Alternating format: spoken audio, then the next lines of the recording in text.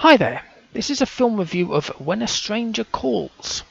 It's a suspense, came out in 1979, Amazon has it as a 15, IMDb as an AA. It's an hour and 37 minutes, Amazon is 3.9 out of 5, IMDb is 6.4 out of 10. Going to read the Amazon synopsis.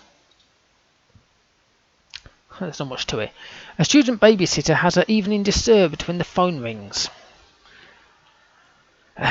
So the director is Fred Walton, who directed The Rosary Murders. Producers, well, there's 5 of them, so I picked the main 2. We have Doug Chapin, Chapin, who produced American Dreamer, and Steve Feeke, Feke, who produced Hadley's Rebellion. Music was by Dana Kaproff, Kaproff, who did music for The Big Red One. The cast, as usual, I've just picked the main ones. So we have Tony Beckley, who was Kurt Duncan, who was in Get Carter. Brilliant film, absolutely brilliant, love that Get Carter film. The original, of course. Carol Kane, who was Jill Johnson from Scrooged. And Charles Durning, who was John Clifford in Dog Day Afternoon. It's filmed in Los Angeles, California, USA. So, the sounds of wind in the background, music's kind of chilling. Reminds me of those old horrors from the 80s, which is true because it came out in 1979. And it seems like the babysitter's not been to the house before because she's kind of looking around. You're like, oh, where am I? I don't know where I am. Is this the house? Yes, it must be. I'll walk in here. So she's met the couple that she's sitting for, and the wife says the kids are kind of getting over a cold, so don't wake them up. Let them sleep. Now, I'm pretty sure that most babysitters would prefer to let the kids sleep than sort of wake them up and say, please, run around like an absolute nutters while I try to do my homework. So, she's been there about an hour. I think she was supposed to be there for an hour, and if they were coming a bit later, they'd just sort of say, well, we might be a bit later because we're going somewhere afterwards. So she's studying. Don't worry, she's made herself completely at home. She's got a drink, she's using the phone, she's got her feet up on the sofa, shoes on, just chilling, like you would do at home.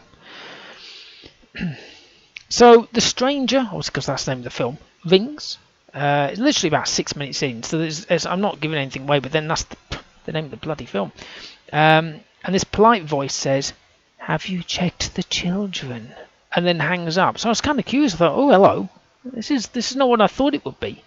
I was kind of like thinking it would be something a bit dodgy, but that was a bit weird. Then I heard this noise, and then the music kicked in. It was kind of like, if you've never seen them, why not? If you basically Columbo, the series with Peter Falk, it was that, and I was like, it was that kind of music. If you know what I mean, when something's always going to happen, not like when he's bumbling about, but when at the beginning, when something's really kicking off, and you're supposed to be watching the murder or whatever. It's usually murder because it's homicide. That kind of music. It's kind of fun. So she's rung the police about the calls, and he says, has he threatened you? And she goes, no. Has he used offensive language? She goes, no. And he goes, well, there's nothing we can do. He's probably just a weirdo. It's like, bet you feel better now, love. You ring the police and they went, don't worry about that phone call. It's just some nutter. Oh yeah, and sleep better tonight. But then the copper did give a good tip, which I think if you actually did do it, you might get done for assault or something. I don't know, because obviously if somebody's ringing you up, anonymously, they're not exactly going to sort of say, hey, you just did this to me. His idea was to get a whistle and blow it down the phone, damage his eardrums, and he won't ring again. It's like, oh, okay. Bear in mind that this is before phones displayed number calling like they do now, and even when you had landlines and they used to have caller ID, this was before then. This is the old dial phones. So you have no idea who you're ringing. I mean, it could be the wife ringing, and then you go, beep, with a whistle, and yeah, it'll go down like a sack. And then he said, if he wanted to hurt you, he wouldn't be ringing you. I thought, yeah, I can see the logic, but I don't think that would really work in a stalking case, would it? Maybe you could try that, when you go to court and somebody says, He's been ringing me all the time. I'm scared. It's like, well, he wouldn't be ringing you, would he, if he wanted to kill you or hurt you? Great defence. Prosecution would be loving that one. I don't think the justice system would. Anyway, I'm not saying what happened, obviously, because I don't want to give anything away, but suffice to say the dude was declared insane and ended up escaping 7 years later at a less secure facility, because, of course, he's criminally insane. He feels safe already. I'm just jumping sideways, but this happens a lot in films, and I think probably in reality, is if they can cop a plea bargain that they're criminally insane, for some bizarre reason, the facility that they go to is less secure than a prison. How can a place that's for the criminally insane, where basically they're insane, have the kind of security where you could just waltz off into the garden and abscond by a tree? I mean, anyway, the guy's in a bar trying to chat up a woman. It didn't go down too well. He's been out of practice for 7 years. Now, if you had some guy, if you're a female of course, or male, don't matter, if you had some guy attempt to chat you up, and then he got beaten up and kicked out the door, would you act shocked, scared, etc. if he kind of appeared outside your apartment? No? Not this woman. Apparently, she was like, what are you doing here? And he just walked in. He walks into the house, in the apartment, sat down on the couch, and she just sort of answered the phone. I was like, what the hell? Most people say, get the hell out of here. But no, she was like, whatever.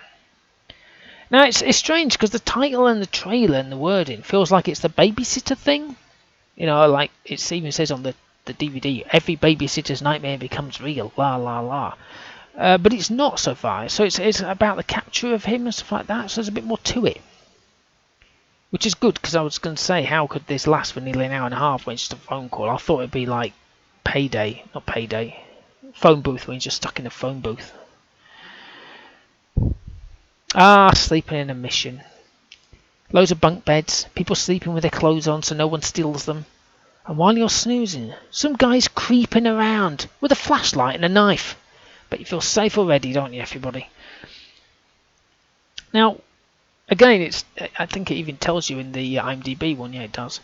So, we're back with the babysitter again. Now, it may be interesting, though, because, as usual,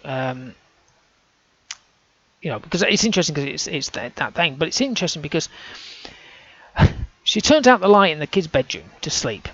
And it's just like daylight. I've seen this in so many films. It's like, why even bother turning the light out? They go, right, okay, love, you go to sleep. Let me just turn this light out. Sleep well. Okay, bye, good night. Turn the lights out, and you can see everything. I can see the toys, I can see the bed. If there was a mouse walking along, I could see that. It's like, what is the point? If you're going to turn the lights out and have kids pretending to be asleep in a film, turn the damn light out. I'm pretty sure that kids sleep with the lights off. I mean, most adults do. I don't like to sleep in complete daylight because it's called daylight. When you're seeing someone in a film and you can't think where they've seen them from? There was a copper, and I'm going to see if I can find his face, because it was just a copper that appeared, and I was like, I swear I've seen this guy before, and I could not for the life of me see him. Was it this guy? I can't remember who it was. It's just a random dude, but it's just... No, it's not any of these people, unless it's him. It might have been Sergeant William Boyer, who was Sergeant Slacker. Where did I see him in? Hooch. That was it. Anyway, like any film, she's walking around at night. Lights are off.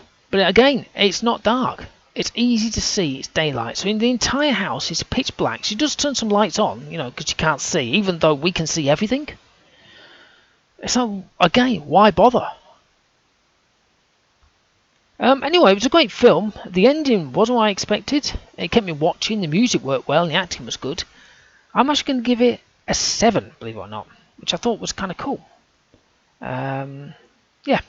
Anyway, hopefully you've enjoyed watching and listening to this film review of When a Stranger Calls. Please subscribe to my channel. I've got plenty of other film reviews. Not many suspense, but I am trying to build some other bits and bats up.